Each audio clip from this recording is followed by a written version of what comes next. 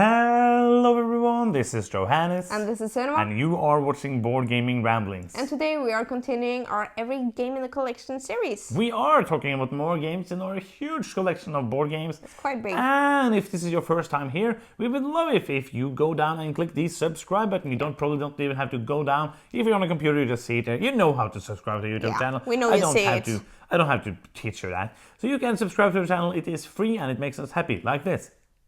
Super duper happy. So today we have some more games for you that we are going to talk about, which is the point of this series. It's kind of a strange series, like talking about every single game we have, but it kind of ends up being this kind of small reviews of every single game we have. So that is true. I'm remembering all the stuff we have. Yes, that's true because there's so much. I know we have small collections like compared to a lot of other people, but we have over 600 games, so I think we have. I think it's enough for now. Yeah, I think so too. So first off today we have Mice and Mystics. This is a family dungeon crawl game with a pretty cool story. We haven't finished it. We never did. This is one of those games that I really wanted to like. Yeah. And but I had some problems with it, and we never really got so dragged into the story. I think it was really fun. It's whimsical. It's really a classical fantasy tale. I love that, and the reason for me to still have it is basically the idea of getting to play it with my nephew. Yeah, there's so much to like here. I mean, the miniatures, the looks, the story, and the little character details, and then universe. But yeah, I had some problems with the gameplay. We tried playing it, and then we stopped, and then we came back to it a second time around. Yeah, and that was just some years ago, and I was like, Yeah, I don't think we're going to play it unless we're playing it with your nephew. With a kid, yeah. So, but I also had to translate everything into Norwegian, so we will see. Yeah. But that's the reason why it's still there, basically. Next up, we have Bongo. This is one of the classic games that I've always owned. And fun fact, this actually just dropped on the Nintendo Switch. Oh, it has. I don't know really how you can do that because it's kind of a speed game, and there's also a campaign mode for that, so we have to check that out. Wow, we have to. It's really strange, but Bongo is a speed game that I think is fun. Yeah, I think so too. Speed games, you've always been better at me than. Yeah. I like speed games. Because they're good. But I played it in a Christmas party with my family. So this is a family game that everyone can get into. And it's also one of the games that are in all bookstores in Norway. So it's really well known here, and people know Bongo. That's one of the games that people know. And that's... It's basically like fitting these Tetris pieces into a grid with the shape in the fastest. A grid without the shape. I would love to see that. Good point. Next is Bunny Kingdom. Only played this once, but I really liked it. Yeah, I liked it too. Okay, so that's what you wanted to say. No, I just didn't remember what kind of game it was. Okay, so you're just saying stuff now. It with rabbits. It's it's with bunnies. Oh. So it's Bunny Kingdom is a drafting game where you try to draft treasures. You're drafting where you can place the rabbits, it's and you're trying to do get a real majority of different areas and get points that way. It's actually it's very lots of stuff to score in it. Like during the game, you get snowballing, so you get more and more points. But I really enjoy this one. I would love to play it again. It's one of those games that I would like maybe to move up here, so I remember that it exists. Yeah, I agree. It is fun. It's a great game to play. I remember when we played it kind of at the end of a game weekend of heavy games. So this was just perfect at the end. Just enough to do and a great drafting game. Yeah, I agree. So next up we have Coaster Park. Which is garbage. Why do we have this? I don't know, because I don't want to give it away because it's just horrible. We should throw it in the trash and burn it. It is garbage. That's what we should. But it is one of those... It's unplayable. We could do this as a gameplay video for the patrons. Yeah. So I heard the actual game is okay. It's an auction style game where you auction for different roller coaster parts, but then you're supposed to build them together and roll a marble over them, and the player who gets the marble to roll the farthest is winning, but that's impossible. It just doesn't work. When everyone gets 0, the game isn't that exciting. You might get 1, because this I haven't got 1. It just doesn't work. It really doesn't work, and that is the problem of the game, and it's kind of a strange game that they didn't just realize, because Pandasaurus is a great company, and it's kind of strange that they just didn't realize we did a mistake here, this just doesn't work, and just... But I can see it work in playtesting. I can see it. But how? It just I don't know, but- everyone is saying it doesn't work. It's strange how it would work in playtesting, and then people get it, and nobody gets to work. Yeah, okay. That doesn't I make can sense. see it was working with prototype components, and then it wasn't tested probably with the actual components, but Because they used actual roller coasters, and now it's just stupid things with marbles. yeah, but yeah, they should have taken it back. So next up, we have a prototype. It's a prototype for Destinies, the story-driven competitive game from Lucky Duck Games. It's kind of strange because it's a 2 or a 1 to 3 player game. So you cannot play it with more players. We have only one scenario in this box.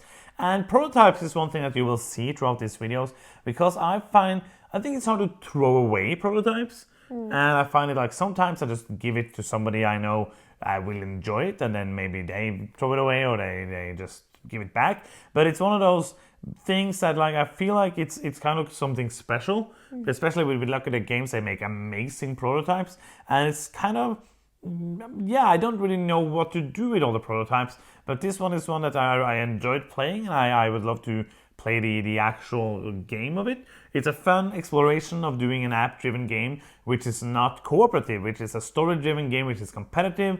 It's kind of we did a preview for this, but so yeah, not much to say really. You cannot get it yet, but check out our preview for it because it was an interesting Kickstarter. Yeah, I think it's a really interesting take on the co-op story and turning it into a competitive game. It's unique that I'm trying, and it's a hard game to make. But I actually enjoyed it. Yeah, and I would like to play more of the stories. It's interesting. Yeah. Next, we have a family game called Trollfjord, a Norwegian game by the guys who do Aporta games. But from Christian and Alif, Trollfjord. Yeah. Yeah, I've only played it once. It's about like crushing things. Yeah, that is all I have about this game. A real majority game where you're trying to get into different towers, and it's a strange game because you have this cube tower and you're gonna whack it with a hammer like really hard to make these cubes fall out. It's a pure family game, but it's very fun because you have the board and that's like strategy things, but then you have the whacking of the hammer. And the reason I keep this still is of course to play with my nephew. Yeah. So it is one that I would like to play with him. We tried a couple of years ago, but he was too young, so we need to try it again. So that is Trollfjord. Yeah. So next up is Arrayal. This is a Tenchu Mino style game. That is what I have. Okay, I'm great at describing these games. Yeah, do you remember the game? Yeah, I remember the little rondelle with the pieces, but I don't remember how you pick them and how it's turning around. You don't remember anything, basically. And then you place them, and you want to have. Sorry, you can do it. So yeah, Arrayal, this was a game that I was really excited for, especially because it's made by Polo and Nuno, which are two of our favorite designers.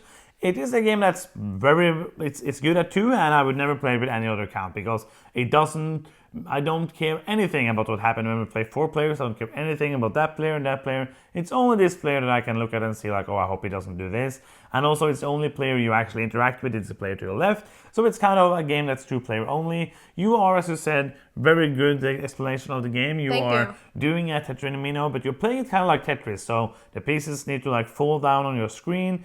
And not on your screen, it's not a video game. On your board, and it's a very nice mechanism on that rondelle that you turn it around, which is kind of the rotation of the tiles in Tetris. You have 4 actions every round, and you can take tiles and you can move the thing around, which is basically things they can do. And the further along in the game you come, the more pieces you have to take, which kind of simulates the speed of the Tetris going faster and faster, which is really good. And there's different ways to score points. I really think this is a nice game, but only for 2 players. More than that, not very good. Yeah, that sounds good. So next up is Drop It. This is just Drop It. Yeah, this is a dropping game just in real life. So the reason we have Where Arrayal was in virtual reality, this is actually in real life. So the reason we have this is because we were at a con, and I had nothing better to do than join this. Could have played good games with us, but you decided to. I decided to join a competition. I was also in the competition actually because we were basically forced to be in the competition because there was too few people if we weren't in the competition. I think it was fun. I thought it was fun for a couple of times. I was so good at it. I don't know. We played in teams. So I was so good at it that I won a copy. And I want to keep the copy because this is a fun dexterity game. I actually like it. When we're playing with non-gamers or just want a different challenge, this is a cool game. Yeah. Yes. You're really in your zone today. No, I am not. Next up we have Vasco da Gama, which is Thomas's favorite game. If you haven't seen his old review for that, go and see it, because that and the follow-up video might be as classic Dice Story. It's amazing. You remember the apology video?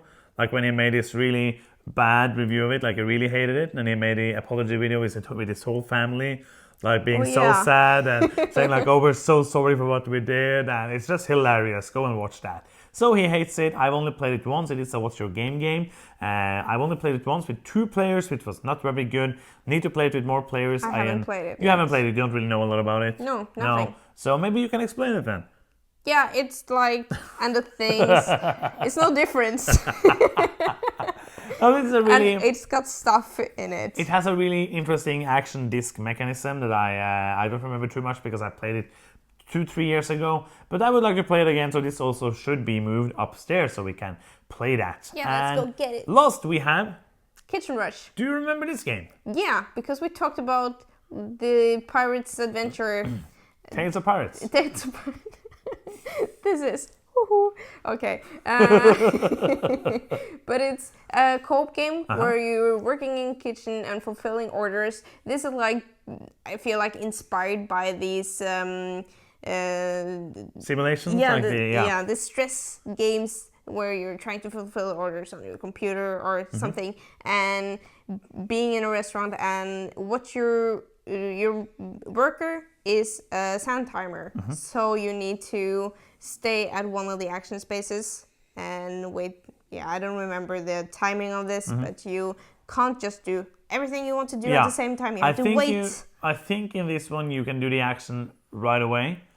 And no, it's maybe opposite, because it's opposite of Tales of Pirate. So it's either you do the action right away and then you have to wait until it's done, or you have to wait until it's done and then you can do the action and then you can move it. I don't remember. But the effect is the same. You have to wait until the timer runs out, and this is a really hard game. Yeah. We've struggled with like getting any points every time we tried it. This is hard. It's fun, and they also made the Rush MD, which is the hospital version of it. We didn't get it because we didn't play this too much, but that also looked very good and had maybe a bit more interesting than this, but I really liked it, and it's unique, so that's one of the reasons why it's in the collection. Yes. And that's the end of another video. It is. These are going fast now, which is better than 50 minutes. Yeah, I think so too. So that's it. Thank you so much for watching. I'm Johannes. I'm Sunniva. And you've been watching Board Gaming Ramblings, and bye-bye.